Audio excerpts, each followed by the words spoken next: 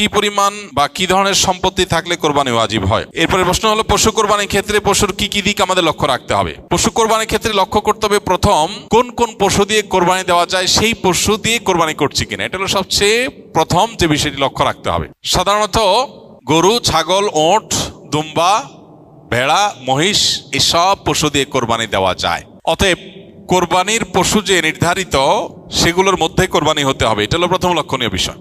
দ্বিতীয় লক্ষণীয় বিষয় হলো, আমাদের দেশে সাধারণত আমরা গরু বা ছাগল দিয়ে কোরবানি দিই। ছাগল, ভেড়া, দুম্বা হলে সেক্ষেত্রে বয়স হতে হবে কমপক্ষে 1 বছর, আর গরু বা মহিষ হলে তার বয়স হতে হবে কমপক্ষে 2 বছর। এখন গরু বা ছাগলের মুখের ভেতর আঙ্গুল দিয়ে দাঁত দেখে বোঝা যায় কয়টা দাঁত পড়েছে, তারপরে বছর বয়স বোঝা যায়, এবং এটা অথেন্টিক। অতএব অভিজ্ঞরা যদি হাত দিয়ে দাঁত পড়া দেখে 1 দাঁত 2 দাঁত হয়েছে 2 বছর, 1 দাঁত হয়েছে 1 বছর, এটা দেখে যদি বয়স নিরূপণ করে, তার উপর ভিত্তি করে কোরবানি করা যাবে। কিন্তু খোলাসা কথা হলো, গরু হলো 2 বছর, ছাগল ভেড়া হলে 1 বছর বয়স হতে হবে। এটা হলো দ্বিতীয় লক্ষণীয় বিষয়। কোরবানির পশুর ক্ষেত্রে তৃতীয় লক্ষণীয় বিষয় হলো, পশুটা উল্লেখযোগ্য বা দৃশ্যমান বিশেষ কোনো ত্রুটি থেকে মুক্ত হতে হবে।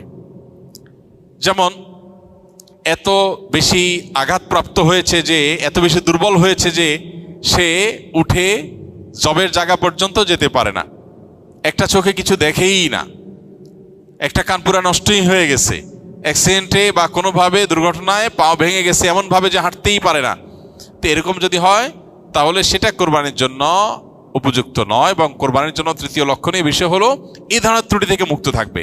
এমনি কানের অল্প একটু কাটা আছে, কোথাও একটু সামান্য কাটা গেছে, একটু দুর্বল হয়েছে, এটার কারণে কোরবানির অসুবিধা হবে না। মেজর কোনো অসুবিধা যদি না হয়, তা দিয়ে কোরবানি করা জায়েজ হবে।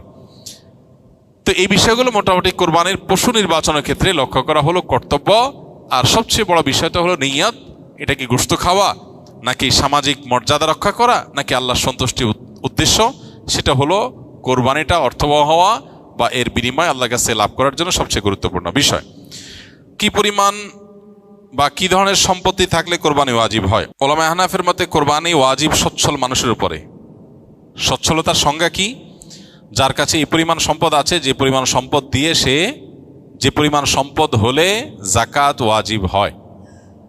যাকাত ওয়াজিব হয় যে পরিমাণ সম্পদ হলে। 52.5 ভরি রূপা বা তার সমমূল্য, এটা যদি মানুষের কাছে ক্যাশ থাকে, ব্যাংকে থাকে, ব্যবসা মাল আকারে থাকে, যাকাত যোগ্য সম্পদের মালিক যদি কেউ হয়, যাকাত তো আবশ্যক হয় 1 বছর থাকলে, এটা 1 বছর থাকা জরুরি না। ঈদের দিনগুলোতে, কোরবানির দিনগুলোতে যদি এই পরিমাণ টাকা কারোর কাছে থাকে, সেটা ক্যাশ থাকুক অথবা ব্যবসা মাল আকারে থাকুক বা অন্য কোনোভাবে যেটা যাকাত যোগ্য হয়, এরকম সম্পদ যদি কারোর কাছে থাকে, তাহলে সেক্ষেত্রে তার উপরে কোরবানি ওয়াজিব। এখন যদি কারোর স্বর্ণ থাকে 10 ভরি, তাহলে 7.5 ভরির বেশি হলে যাকাত আবশ্যক হয়, বিধায় তার উপরে কোরবানিও কি হবে? বর্তাবে। এরপরে প্রশ্ন হলো, কোরবানির ঈদে কোরবানি ব্যতীত আর কোনো বিশেষ আমল আছে কি না? কোরবানির ঈদের দিনের সবচেয়ে সেরা এবং সবচেয়ে শ্রেষ্ঠ আমল হলো কোরবানি করা। কোরবানির চাইতে ফজিলতপূর্ণ কোনো আমল আর কোরবানির ঈদের দিনে নাই। তবে কোরবানির ঈদের দিনকে ঘিরে আরো অনেক আমল আছে। যেমন ঈদের নামাজ বা ঈদকে কেন্দ্র করে অনেকগুলো আমল আছে। ঈদগাহে কোনো কিছু না খেয়ে আসা, ঈদুল আজহার সুন্নাহ।